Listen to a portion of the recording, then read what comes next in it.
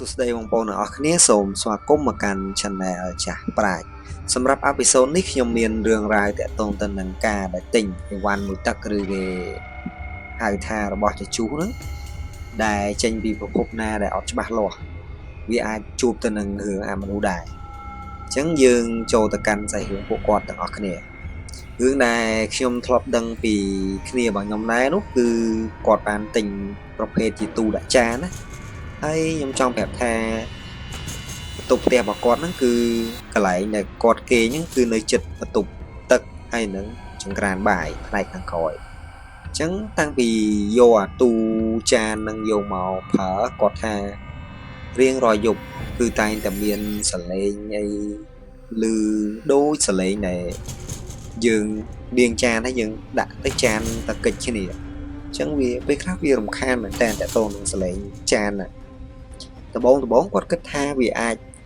អាទូហ្នឹងដោយសារតែយើងយកមកភ្លាមយើងអត់បានផលិតគ្រប់ជ្រុងជ្រោយទេអាចនឹងមានប្រហោងណាដែលអាចនឹងមានសัตว์កណ្ដុរអីចូលតែនៅពេលដែលគាត់ឮជារឿយគាត់ក៏បានឆែកទៅមើលទូហ្នឹងឆែកសឹងគ្រប់ជ្រុងហើយតែដូចជាអត់មានប្រហោងណាដែលត្រូវកណ្ដុរវាចូលឬក៏មានសัตว์អីចូលតែប៉ះទៅនឹងចានខាងក្នុងដែរហើយណាមួយទ្វារក៏មានកលឹះបិទចិត្តដែរតែសលេងនោះស្លឺសឹងដែរអរយកមកអញ្ចឹងគាត់ក៏ឆ្ងល់ដែរនៅពេលគាត់គេងនៅចិត្តហ្នឹងណាតែនៅពេលដែលគាត់សួរម៉ាក់ប៉ារបស់គាត់ជេរនៅជាន់លើគេនៅជាន់លើទៅគាត់ច្រើនតែឆ្លើយថាអត់ដឹងអត់លឺអីទេក្នុងនឹងសលេងហ្នឹង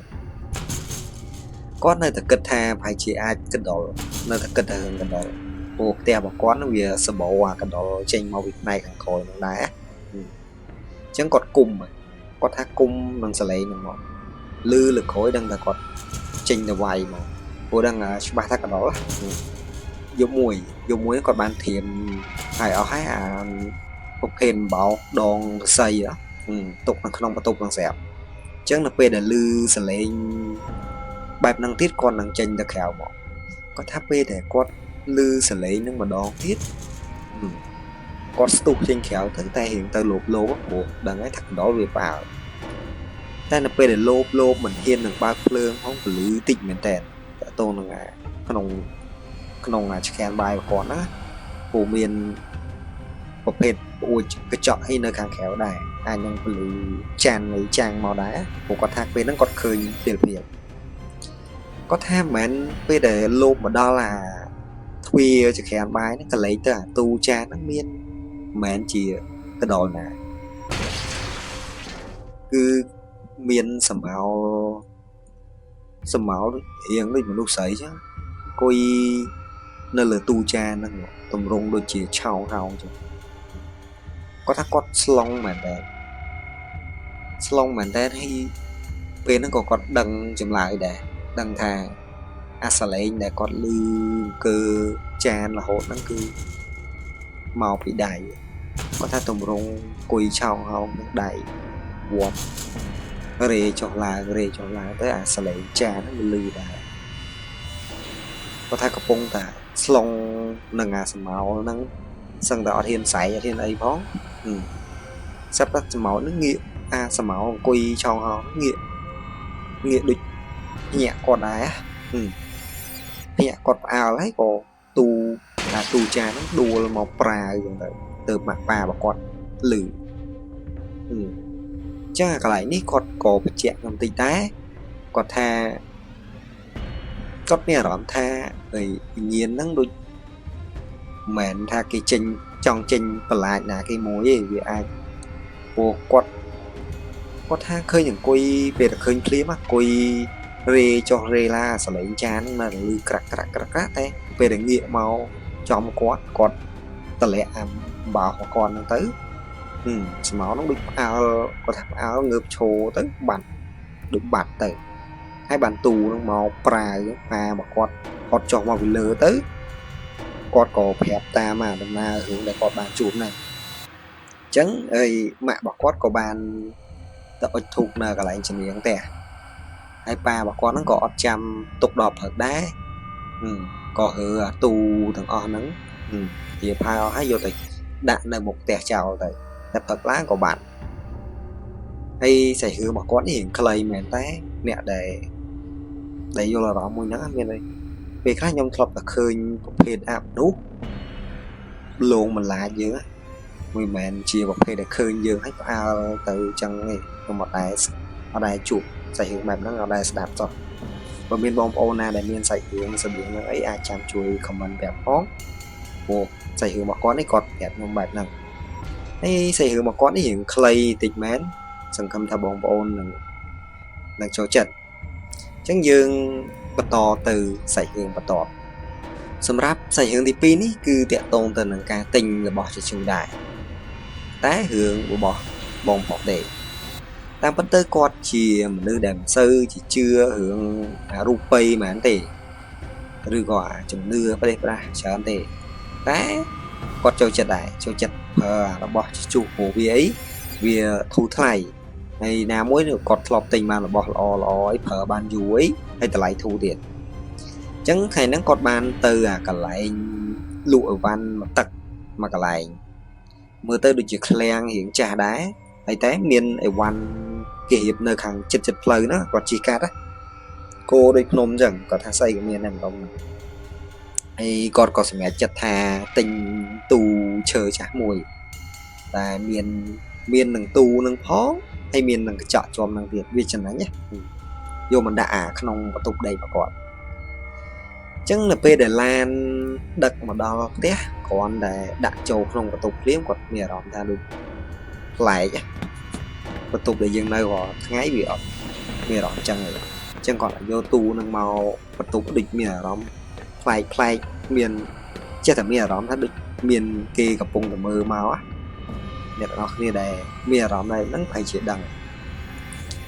គាត់គិតថាប្រហែលជាមកពីគាត់ហត់ពេកឬមួយក៏ពោះពេលដែលគាត់ទៅទិញហ្នឹងគាត់ដើរលេងដែរទើបចូលទិញហើយមកផ្ទះមកទៅក៏ចាប់អារម្មណ៍តាក់ទងទៅនឹងអារម្មណ៍មួយហ្នឹងណាអញ្ចឹងទូមួយហ្នឹងវាឲ្យហេតុនៅយុគតបគាត់ថាកំពុងតែដេកលងលក់ហ្នឹងស្រាប់តែមានសលេងមួយសលេងឮចេញពីក្នុងទូឈើទៅទិញហ្នឹងមកឮអញ្ចឹងគាត់ក៏នៅថាចេះតែទៀងស្ដាប់ក៏តែសម្រេចចិត្តថាខោកមកហើយចុចភ្លើងក្បែរហ្នឹងក្បែរខែគាត់ហ្នឹងមើលទៅស្ងាត់អត់ឮសលេងទេអញ្ចឹងក៏បន្ទោសខ្លួនឯងទៀតឯងគាត់តែមកពីល្វើល្វាយអញ្ចឹងទៅគាត់ក៏ព្យាយាមសម្រួលអារម្មណ៍ថាប្រហែលជាអញមានអីដូចថាវាសត្វតែនៅក្នុងបន្ទប់យើងមិនមានប្រភេទបើសិនជាយើងអត់បិទក្អួចមានប្រភេទសត្វកញ្ចែសត្វអីនោះវាចូលមកវាបុកទូបុកអីហ្នឹងវាសលេងហ្នឹងវាធម្មតាតែនៅពេលដែលគាត់ដើរមើលមួយជុំពីរជុំមើលសត្វហ្នឹងគាត់ថារត់ឃើញអញ្ចឹងគាត់ក៏បានមកដេកវិញហើយបិទភ្លើងទៅគាត់ថាគាត់បិទហើយសង្ងំបានតែបន្តិចស្រាប់តែឲ្យជាក្លិនវិញឆ្អាបដូចឈាមអញ្ចឹងដូចយើងធ្វើសត្វធ្វើអីគាត់ថាក្លិនដូចប្រភេទហ្នឹងអញ្ចឹងហើយបន្ទុកទៀតឲ្យជាក្លិនទៀតក្លិនដូចជាភេទផ្អួដូចអីវ៉ាន់ចាស់សើមអូពេញមកបន្ទប់ហ្នឹងទាំងដែលបន្ទប់គាត់ពីមុនអត់ដែលជួបបញ្ហាហ្នឹងគាត់នៅតែថាប្រហែលជាមានសត្វស្អីងាប់នៅក្នុងបន្ទប់ហ្នឹងគាត់អត់បានមើលសពគ្រប់ដែរព្រោះពេលថ្ងៃយើងអត់បានមើលដែរប៉ុន្តែក្នុងចិត្តគាត់ចាប់បានភ័យណាគាត់ថាចាប់បានភ័យហ្មងព្រោះក្លិនហ្នឹងវាប្លែកផងបន្តិចធំក្លិនឈាមបន្តិចអួរហូតដល់គាត់ដេកអត់ចង់លក់មកយំហ្នឹងដល់ស្អែកគាត់ចាប់ដើមហើមើលមកគាត់ថាហើមើលទូនឹងសឹងគ្រប់ជ្រុងហើយលោកមានសត្វអីងាប់នៅក្នុងហ្នឹងដែលគាត់មើលអស់ទៅវានៅជាប់ក្នុងទូហ្នឹងណាអញ្ចឹងសកម្មភាពថ្ងៃទី1ដែលគាត់បានជួបទាំងអស់ហ្នឹងគាត់នៅតែបន្ទោសខ្លួនឯងទៀតព្រោះអីគាត់មានគំនិតមួយថាអាចមកពីគាត់ភាសាស្រាខ្លះដែរគាត់មានភាសាស្រាខ្លះដែរ តែនេះនៅពេលដែលចូលដល់យប់ទី2ហេតុការណ៍ដែលគាត់បានឃើញកាន់តែច្បាស់ហ្នឹងគឺហើយនឹងរន្ធត់ជាងមុនហ្នឹងគឺអាយប់ជាងជ្រៅទីគាត់ក៏បានខោកឡើងបត់ជើងពេលដែលគាត់ឡើងបត់ជើងហ្នឹងគាត់ដើរកាត់អាកញ្ចក់នៅជាប់ទូដែលគាត់ទិញហ្នឹងគាត់កលេចទៅស្រាប់តែមិនទុកគាត់ថាអត់ឃើញរូបគាត់ដើរកាត់ស្រាប់តែអត់ឃើញរូបតែគាត់ចូលអាគារបន្តិចគាត់ស្រាប់តែឃើញរូបគាត់ក្នុងហ្នឹងមែនតែមានក្រងគាត់ថាឈោពីក្រោយដូចមនុស្សធំមួយទៀតណាទម្រង់ធំមែនតើឈោធំហើយតែដោយសារទូអញ្ចឹងខ្ញុំចង់បញ្យល់តិចទូអញ្ចឹងហើយគាត់ឈោនៅមុខកញ្ចក់ហ្នឹងអាពីដានមកលើហ្នឹងគាត់ថាឈោឡើងកម្ពស់សឹងកម្ពស់ពីដានហ្នឹងណាហើយអាខ្នងនេះខ្ញុំចង់បញ្យល់ឲ្យកោងហ្មងនេះថាកោងហើយអោនក្បាលមកចិត្តសឹងណាដល់ក្បាលរបស់គាត់ឈោនៅពីគាត់លឺភ្ញាក់ព្រោះអោនហ្នឹងវាអោនសឹងណាអោនយឺតមកក្បាលរបស់គាត់ពេលមើលតាមកញ្ចក់ហ្នឹងអញ្ចឹងគាត់កន្លែងឃើញគាត់ងាកមកក្រោយទៅអត់ឃើញអីទេអាហ្នឹងសម្រាប់ថ្ងៃទី2អញ្ចឹងគាត់ណាជួបទៅនឹងបញ្ហាអស់ហ្នឹងគាត់អត់ស្រួលទេដែរគាត់ថាមកពីទូហ្នឹងទៀតហើយអញ្ចឹងយប់ហ្នឹងគាត់ប្រសាឃើញច្បាស់ពេកគាត់អត់ហ៊ានសម្រាប់នៅក្នុងបន្ទប់ហ្នឹងទេគាត់ទៅសុំបន្ទប់ម៉ាក់របស់គាត់សម្រាប់មកយប់ហើយក៏បាននិយាយតាក់ទងទៅនឹងរឿងទាំងអស់ហ្នឹងទាំងថ្ងៃទី1ទាំងថ្ងៃទី2ប្រាប់ទៅកាន់ម៉ាក់របស់គាត់លុះដល់ស្អែកឡើងគាត់ថាដូចស្អែកឡើងពេលព្រឹកហ្នឹងមានអីចេញឡានស្របតែអីវ៉ាន់ដែលដាក់ក្នុងទូហ្នឹងគាត់ថាទាំងកាអាវទាំងអីរបស់គាត់ទាំងអស់មកទូហ្នឹងហ្មងលើកដាក់ឡានយកទៅវត្តគាត់អត់ទុកទេគាត់លែងហ៊ានទុកណាមួយគាត់ដំបូងគាត់ទុកតែយកទៅទាំងទូឯងតែតើនឹកឃើញថាហើយវាអាចគាត់ខ្លាចថាវានៅក្នុងវានៅទៅលើសម្ភារៈអីផ្សេងនៅក្នុងទូហ្នឹងវិញណាអញ្ចឹងគាត់ក៏យកចោលទាំងអស់ទៅយកទៅដាក់វត្តណាតែភេទទូហ្នឹងគាត់ក៏មិនដឹងថាទូហ្នឹងត្រូវដូចថាគាត់លោកគាត់នៅហ្នឹងគាត់យកទៅប្រើប្រាស់អ្វីផ្សេងគាត់ក៏ដឹងដែរគាត់ថាយើងយកទៅប្រគេនគាត់ហើយគាត់ក៏របងក៏គាត់មិនបានទៅសួរនាំអីដែរគាត់ណាមានអ្នកប្រគេនគាត់ក៏ឲ្យគេប្រមូលយកទុកក្នុងកន្លែងឃ្លាំងរបស់គាត់ដែរគាត់មានឃ្លាំងកន្លែងទុកអីវ៉ាន់របស់គាត់ដែរអញ្ចឹងយកទៅទុកចោលក្នុងហ្នឹងអញ្ចឹងចាប់ពីថ្ងៃដែលគាត់ឃើញហ្នឹងគាត់លែងហ៊ានដែរតកងរបស់ចាស់អីគាត់លែងហ៊ានទិញក្តីផ្ដាស់យកមកដាក់ផ្ទះអីទៀតហើយទោះបីជាពីមុនគាត់ធ្លាប់ប្រើប្រាស់មកវាអត់សូវអីមែនដែរតែគាត់ថាការទិញទូហ្នឹងក៏ជារឿងដែលគាត់ទិញលើកទី1ដែរតកងនៅទូហ្នឹងហើយតកតងទៅនឹងសាច់រឿងទី1និងតកតងនឹងសាច់រឿងទី2វាជាប្រភេទរឿងខ្លីៗដែលគាត់ជួបតិចដែរអញ្ចឹងខ្ញុំសាច់រឿងទី1ទី2ហ្នឹងខ្ញុំមានតែប៉ុណ្្នឹងទេយើងចូលទៅកាន់សាច់រឿងទី3កាលហ្នឹងគាត់ទៅបងប្រុសអ្នកទៀតណា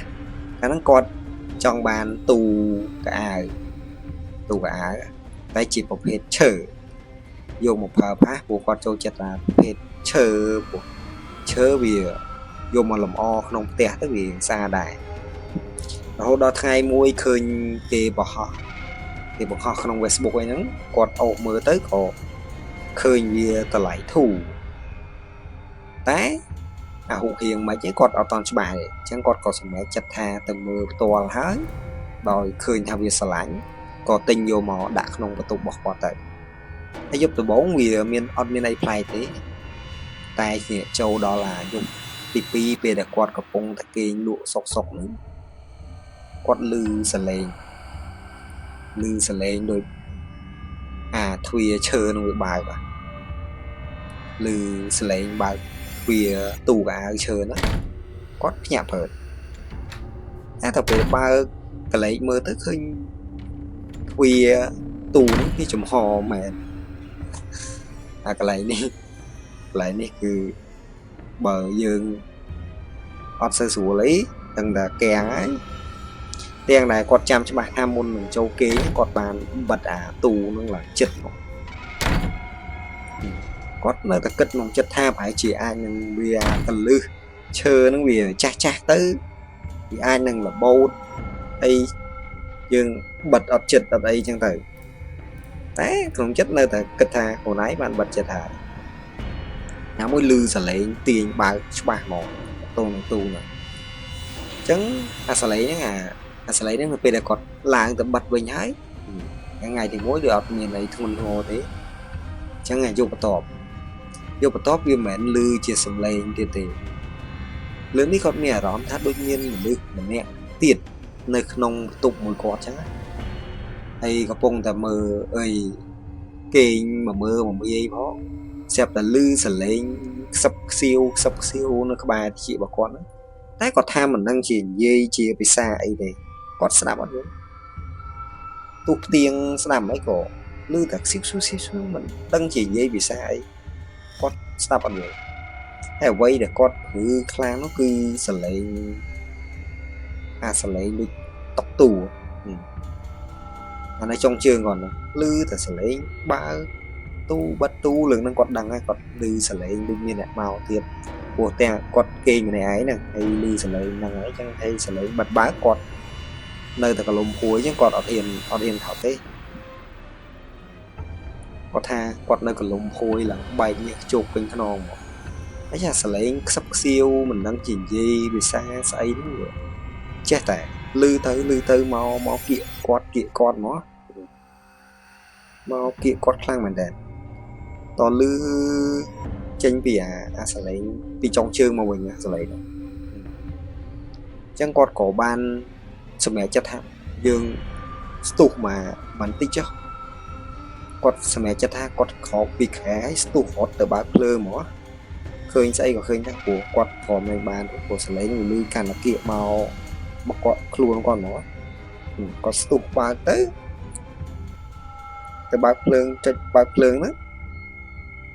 ឃើញទូនឹងបើកទៀតតែអត់មានឃើញអីទេតែតងនឹងនោះតឃើញទូនឹងបើកគាត់ថាមកបែរជាមកពីទូហ្នឹងណាព្រោះអត់មានអីទៀតទេព្រោះបន្ទប់គាត់គេងម្នាក់ឯងសឹងរាប់ឆ្នាំហើយវាអត់ដែលមានបញ្ហាអត់ហ្នឹងណាអញ្ចឹងយប់ហ្នឹងគាត់ក៏សម្រេចចិត្តថាអត់អីសម្រាប់ទៀតទេគាត់បានចេញទៅដើរលេងក្រៅទុកទូនឹងចោលមកយប់ក្នុងបន្ទប់ហ្នឹងតស្អែកឡើងបានគាត់ចាប់ផ្ដើមទូនឹងចេញវិញតែគាត់ក៏បានបញ្ជាក់ថាយកទូនឹងទៅចោលទៅណាដែរតូនអាសាច់រឿងទី3នេះគាត់មិនបានឃើញស្ដែងអីពេកទេតែគាត់ឲ្យជាសំឡេងបិទបើកបែបហ្នឹងខ្ញុំគិតថាសាច់រឿងទាំងអស់ហ្នឹងវារឿងខ្លីតិចគំថាបងប្អូននឹងចូលចិត្តហើយការទិញរបស់របរអីអាចនឹងដឹងពុកច្បាស់លាស់ព្រោះថាយើងមើលឃើញទេតើតោងអាប់នៅអស់ហ្នឹងហើយមួយទៀតខ្ញុំក៏មានចម្ងល់ដែរតោងទៅនឹងរបស់ដែលយើងទិញមកមានមនុស្សអីហ្នឹងហេតុអីបានជំនាញផ្ទះឬក៏អីគាត់អត់អាចខាត់ទៅនឹងវត្ថុទាំងអស់ហ្នឹងបានអវិញ្ញាណដែលមកតាមវត្ថុហ្នឹងណាអាហ្នឹងមកតាមខ្ញុំគិតមើលទៅឬក៏តាមស្ដាប់ podcast គេផ្សេងទៅគេច្រើននិយាយថារបស់ខ្លះដែលយើងយកចូលមកដូចថាម្ចាស់គេយើងជាម្ចាស់ផ្ទះអញ្ចឹងយើងអនុញ្ញាតឲ្យវាចូលមកអញ្ចឹងទៅពួកគាត់ក៏ពិបាកក្នុងការខាំងខាត់ទៅលើមនុស្សទាំងអស់ហ្នឹងដែរអញ្ចឹងអាហ្នឹងជាវិជ្ជាបាយយើងគួរតែធ្វើមិនទេខ្ញុំក៏មិនសូវជាច្បាស់ដែរតែអាចនឹងមុននឹងយើងយកចូលយើងអាចនឹងនិយាយប្រាប់ទៅកាន់ជំនាញផ្ទះឬក៏អីថាយើងនាំចូលនេះយើងនាំចូលតែរបស់ទេតកតងទៅនឹងមនុស្សឬក៏អីផ្សេងនៃជាប់របស់ទាំងអស់ហ្នឹងយើងអត់អនុញ្ញាតឲ្យចូលមកទេហ្នឹងវាអាចនឹងទុកស្កាត់ខ្លះដែរហ្នឹងបើតាមធ្វើតាមជំនឿរៀងៗខ្លួនបងប្អូនយល់មិនដែរតកតងទៅនឹងសាច់រឿងអស់ហ្នឹងខ្ញុំគាត់ទៅវាខ្លីតិចហើយសម្រាប់អេពីសូតទី31នេះគឺខ្ញុំនៅតែនិយាយដែរថាអីវ៉ាន់ដែលមកទឹកអីហ្នឹងបងប្អូនគួរតែដឹងពុកច្បាស់លាស់តែមិនមែនមានន័យថារបស់មកទឹកទាំងអស់ហ្នឹងវាអត់ល្អទាំងអស់ទេស៊ីសងបងប្អូនchờហើយមួយទៀតសង្ឃឹមថាបងប្អូននៅតែបន្តជួយចុច like subscribe comment ការចូលរួមរបស់បងប្អូនគឺជួយពួកយើងច្រើនមែនតើខ្ញុំមានតែប៉ុណ្្នឹងទេវិចារប្រាជ្ញសូមអរគុណជួបគ្នានៅអេពីសូតក្រោយទៀត